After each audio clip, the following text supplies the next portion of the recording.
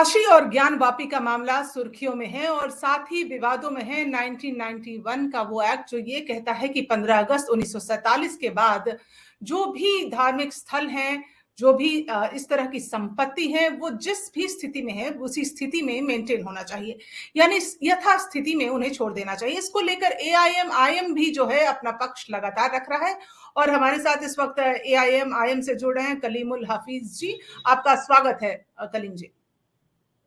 शुक्रिया मैडम। आपका नजरिया क्या है, एआईएम का क्या कहना है इस पूरे मसले पर? देखिए, हमारा कहना बहुत साफ है कि भारत में संसदीय प्रणाली है, यानी संसद सर्वोपरि है।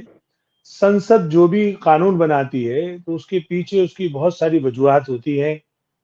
खास तौर से जब हमारा मुल्क सन 47 में आज़ाद हुआ तो उससे पहले कुछ विवाद ऐसे थे जिनको सुलझाना आसान नहीं था, या जिन विवादों को ज्यादा डिस्कस करते तो देश में विभाजनकारी शक्तियां बढ़ सकती थी, या देश में जो समुदाय हैं या संप्रदाय हैं उनमें विभाजन हो सकता था। तो हमारे बुजुर्गों ने संसद में बैठकर 91 में ये एक्ट पास किया। यकीनन उन्होंने वो अयोध्या और राम जन्मभूमि विवाद को उससे अलग रखा और ये कहा कि जो भी हिस्ट्री में जो रॉन्ग डूइंग्स हुई है, यानी जो भी गलतियां हुई है तारीख में, उनको अब दोबारा से ना दोहराया जाए, या उन गलतियों की सजा जो अब इस वक्त भारतीय हैं उनको ना दी जाए, चाहे वो किसी भी संप्रदाय के हैं। अच्छा, ये भी कह दिया गया कि चाहे वो मस्जिद हो, मंदिर हो, गुरुद्वारा हो या चर्च हो। तो जब एक बात डेलिब्रेटली संसद ने पास कर दी और उसको एक कानून बन गया, और उसके बाद जो सबसे अच्छी बात थी वो थी जब बाबरी मस्जिद, जब राम जन्मभूमि का फैसला आया तो 5 जजेस की बेंच ने फैसला सुनाते वक्त ये बात कही कि यकीनन के जो भी इल्जाम लगाए गए थे बाबरी मस्जिद की तरफ कि ये जो है कि जी मंदिर को तोड़कर मस्जिद बनाई गई, या इसमें कि कोई और जो उनका जो दावे थे वो पेश नहीं कर पाए, या ये भी साबित नहीं हो पाया वहां पे जो जो हिंदू पक्ष की तरफ से दावे थे कि साहब वो मूर्ति रामलला प्रकट हुए, इन तमाम एएसआई की रिपोर्ट को भी उन्होंने नहीं माना सुप्रीम कोर्ट ने, और ये कहकर विवाद सुलझाने के लिए उन्होंने वो फेथ के ऊपर डिसीजन दे दिया। और लेकिन उसके साथ साथ ये भी कह दिया कि जो 91 एक्ट है वो देश की जो संविधान है उसका मूलभूत संरचना का एक फीचर रहेगा। तो यानी इस एक्ट को इतना उन्होंने अपहेल्ड भी किया और इस एक्ट को इतना इंपॉर्टेंट भी बना दिया कि उसका वे बेसिक स्ट्रक्चर का हिस्सा बता दिया। तो हमारा सिर्फ कहना ये है कि अब किसी भी इस तरह का कोई विवाद नहीं उठना चाहिए। ऑलरेडी कृष्ण जन्म स्थान में 1968 में हिंदू मुसलमानों में जो विवाद हुआ उसको आपसी सहमति के साथ सुलझा लिया गया। बहुत सारी जमीन मुस्लिम पक्ष ने हिंदू पक्ष को दे दी, आज वहां शानदार मंदिर खड़ा हुआ है, और हिंदू पक्ष ये भी इस बात पे भी राजी हो गया कि ठीक है मस्जिद जो है अपने वो प्रणाली अपनी तरफ कर ले। वो जो जीने का जो मलबा था उसको भी मुस्लिम पक्ष ने हिंदू पक्ष को दे दिया। तो जब इस तरह के समझौते हो गए और उसके बाद 91 एक्ट हो गया तो अब ये दोबारा से नहीं उठना चाहिए। लेकिन अभी तक जो अदालतों का नजरिया इस पूरे उस पर है वो यही है कि नमाज पढ़ने की इजाजत तो बरकरार रखी गई है, सिर्फ उस एरिया को वहां पर सील किया गया है जहां पर की शिवलिंग मिला है, जो वजूखाना है। सो इस पर आपत्ति क्या? देखिए मैं आपको बता दूं कि पहली बात तो वो एक वजू खाना है, 400-500 साल से वहां नमाज हो रही है, और वजू खाना में एक फव्वारा होना, फाउंटेन होना, आप हिंदुस्तान की किसी मस्जिद में चले जाए, चाहे दिल्ली की जामा मस्जिद में जाएं, फतेहपुरी मस्जिद में जाएं, बड़ा हिंदूराव की एक मस्जिद में चले जाएं, या ताजमहल में चले जाएं, सब जगह आपको एक वाटर बॉडी के बीच में फव्वारा मिलेगा। एक बात। दूसरी बात, यही तो विवाद होता है। अगर पुराना कोई रॉन्ग डूइंग्स है भी, मैं मान लेता हूं, तब भी उसको अब हमें डिस्कस नहीं करना है, इसलिए वो एक्ट लाया गया। उसी एक्ट के तहत हम नहीं चाहते कि अब वो विवाद और खड़ा हो। अब आ जाइए विवाद पे कि वो क्या है और क्यों है। तो इसी के लिए हम अदालत गए हैं, हमने वहां डिस्ट्रिक्ट कोर्ट में भी इसको चैलेंज किया, डिस्ट्रिक्ट कोर्ट ने हमारा उस टाइम पे नहीं माना था, फिर वो हाई कोर्ट ने भी उसको स्टे किया था 91 में, लेकिन अब चूंकि आरएसएस और संघ परिवार ने उसको वाया बठिंडा लेकर गए, अब वो माता श्रृंगार गौरी जो मंदिर है उसकी पूजा के अधिकार को लेकर केस में गए, इसलिए वो सर्वे का भी उन्होंने उनको ऑर्डर दे दिया। लेकिन जैसे ही सर्वे करने गए और अंदर गए मस्जिद के अंदर, तो फिर वही विवाद शुरू हो गया। तब हम उसके खिलाफ अब सुप्रीम कोर्ट गए, तो सुप्रीम कोर्ट ने हमारी याचिका सुनी है। उन्होंने कहा कि ठीक है, अब ये मामला चूंकि डिस्ट्रिक्ट कोर्ट के लेवल का है और डिस्ट्रिक्ट जज उसको सुनेंगे। तो आज डिस्ट्रिक्ट जज ने 45 मिनट की सुनवाई की, अपना फैसला उन्होंने सुरक्षित कर लिया है। हमें उम्मीद है कि जो हमारी प्रेयर है कि ये 1991 एक्ट का उल्लंघन हो रहा है, इसको यहीं रोक दिया जाए, जज साहब उसको मान लेंगे और हमें उसको इस विवाद का हमेशा के लिए फिर वो निवारण हो जाए। लेकिन आपने जैसे कि आपत्ति जताई है कि वहां वीडियोग्राफी की परमिशन नहीं मिलनी चाहिए थी, कमीशन ने जिस तरह से ये किया ये उचित नहीं है, ये गैर संवैधानिक है। आप इसको गैर संवैधानिक कैसे करार दे रहे हैं? देखिए, गैर संवैधानिक तो हम तभी दे रहे हैं जब संविधान का एक अधिनियम 91 एक्ट मौजूद है, उसके अंतर्गत कह रहे हैं। दूसरी बात, हमने तब भी ये बात कही, इवन एक हमने सर्वेयर पे निशान।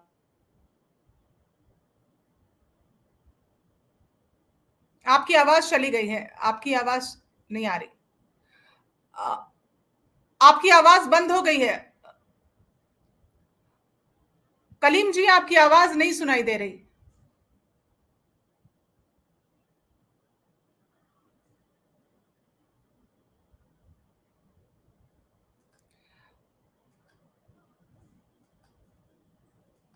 आप म्यूट पे चले गए हैं, आप म्यूट पे हैं, म्यूट।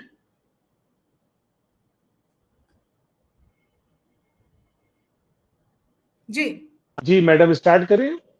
जी जी, आ रही आवाज? हाँ जी, हाँ, गैर संवैधानिक आपने कैसे करार दिया इसको? देखिए, चूंकि संविधान में पहले से एक अधिनियम 91 मौजूद था, उसका ये उल्लंघन हो रहा था, इसलिए हम उसको कह रहे थे गैर संवैधानिक। लेकिन उसके साथ साथ जब अदालत ने ये निर्देश दिया कि हमारे सर्वे कमिश्नर अपॉइंट हुए, उस सर्वे कमिश्नर पे अजय मिश्रा साहब पे हमने ये आपत्ति जताई कि इस शख्स का करैक्टर या इसका आचरण अच्छा नहीं है, ये निष्पक्ष जांच नहीं करेगा, और वो हमारी बात साबित हुई। उसको आखिरकार रिपोर्ट लीक करने के जुर्म में उस सर्वे की टीम से हटाया गया। तो सवाल ये है, देखिए, जब तक आप न्याय जो देना चाहते हैं वो न्याय देते हुए दिखना भी चाहिए। दूसरी बात, दोनों पक्षों का राजी भी होना चाहिए। लेकिन हमारा फिर भी हिंदुस्तान की जो न्याय व्यवस्था है उस पर पूरा यकीन है। हम संविधान की बात इसलिए कर रहे हैं कि ये संविधान ही हमारे तमाम मजहबी जो हमारी इबादत गाहें हैं उनको प्रोटेक्शन करता है, और वो बनाया इसलिए गया है ताकि हम माइनॉरिटी हैं और हमें माइनॉरिटी को ज्यादा खदशात होते हैं, इसलिए वो ज्यादा उसको जोर से उठाती है। एक बात और, एक बात बस मैं एक चीज कोट कर दूं, क्योंकि बाबरी मस्जिद राम जन्मभूमि विवाद में उत्तर प्रदेश के मुख्यमंत्री उस वक्त के कल्याण सिंह का सुप्रीम कोर्ट में एफिडेविट देने के बावजूद भी उस सरकार ने दिन के उजाले में मस्जिद तोड़वा दी। उसको सुप्रीम कोर्ट ने क्राइम एक्ट भी माना, उसमें किसी को सजा भी नहीं हुई, फिर भी सुप्रीम कोर्ट ने हमारी मस्जिद के खिलाफ डिसीजन दिया। तो अब हम उस बात से डरे हुए हैं कि एक मस्जिद हमसे छीन ली गई, अब हम दूसरी मस्जिद अपने से छीनने नहीं देंगे, इसलिए हम इसको विरोध भी कर रहे हैं और संवैधानिक तरीके से कर रहे हैं और हर फोरम पे कर रहे हैं। लेकिन आप जब संविधान की दुहाई देते हैं तो एआईएम से हमें दिखाई देते हैं अकबरुद्दीन ओवैसी नजर आते हैं, औरंगाबाद में मजार पर, औरंगजेब की मजार पर नजर आते हैं। तो क्या ये संविधान की दुहाई देना और फिर न्यायपालिका में भरोसा ना होना एक आक्रांता, जिसने कि आप मानते हैं कि औरंगजेब आक्रांता थे, उन्होंने मंदिर तोड़े? देखिए, आप मुझे ये बताइए, औरंगजेब की जो औलाद थे बहादुर शाह जफर, उनकी कबर पे फूल चढ़ा के आए हैं 2017 में नरेंद्र मोदी जी। तो नरेंद्र मोदी जी ने क्या ये देश विरोधिता का काम किया? आप बताइए मुझे। नरेंद्र मोदी जी जिस देश की संविधान के रखवाले, संसद के रखवाले, उन्होंने 2017 में रंगून में जाके, यंगून में जाके वहां पे बहादुर शाह जफर के कबर पे फूल चढ़ाए हैं। एक बात। दूसरी बात, उस बहादुर शाह जफर ने सन 57 की क्रांति, जो स्वतंत्रता संग्राम क्रांति कहलाती है 1857 की, उसको औरंगजेब की जो औलाद है बहादुर शाह जफर, उन्होंने लीड किया था। क्या आप उसे आक्रांता मानते हैं, आजादी की लड़ाई को आजादी की लड़ाई मानते हैं, या आप कुछ और मानते हैं? नहीं, आप बताइए। लेकिन आप औरंगजेब की बात करिए ना, औरंगजेब की वो औलाद है, औरंगजेब की वो औलाद है। अरे आप मुझसे सवाल पूछ रहे हैं।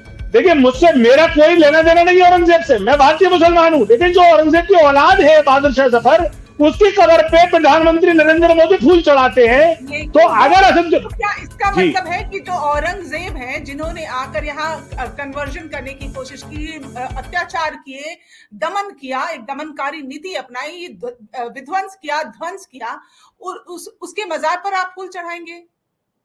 क्या ये उचित है? आप आपकी आवाज मुझे पूरी नहीं सुनाई थी, लेकिन मैं औरंगजेब के बारे में आपको एक बात बता दूं कि औरंगजेब ने जो इमेज,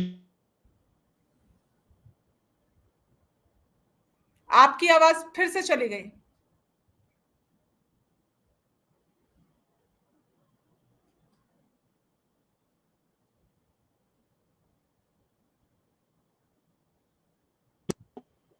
जी हेलो। जी जी, सुनाई दे रहा है। जी, मुझे होता ही है कि कोई टेलीफोन आता है तो वो आवाज चली जाती है। एनीवे, जी जी। मैं चूंकि मोबाइल से हूं, जी मैं अर्ज ये करना चाह रहा था कि औरंगजेब के बारे में जो अंग्रेजों ने हिंदू मुसलमानों को लड़ाने के लिए औरंगजेब की ऐसी तस्वीर पेश की है, मैं औरंगजेब के बारे में 2-3 बातें आपको बता देता हूं। मेरा कोई कनेक्शन नहीं है औरंगजेब से, ना मैं औरंगजेब का प्रवक्ता हूं, ना मैं औरंगजेब को जस्टिफाई कर रहा हूं, लेकिन मैं इतिहास की कुछ ऐसी बातें बताना चाहता हूं आपको कि जो आप भी सुनेंगी तो अच्छा लगेगा आपको। पहली बात तो यह कि औरंगजेब ने गुवाहाटी के कामाख्या मंदिर, उज्जैन का कालेश्वर मंदिर, मथुरा का कृष्ण जन्मभूमि मंदिर, उसको इतने आभूषण और इतनी जागीर प्रदान की है कि अभी तक मथुरा के डीएम जो है खास वक्त पे उन आभूषणों को पेश करते हैं। इसके बारे में आपका ख्याल है? दूसरा ये कि जब उनको ये कहा गया, जो और मुगल शासक थे उस टाइम पे, जो हिंदू छोटे छोटे राजा थे वो 10 से 15% या 20% तक थे। जब मुगल का शासन, जब औरंगजेब का शासन आया तो वो हिंदू राजाओं की संख्या बढ़कर 35% हो गई।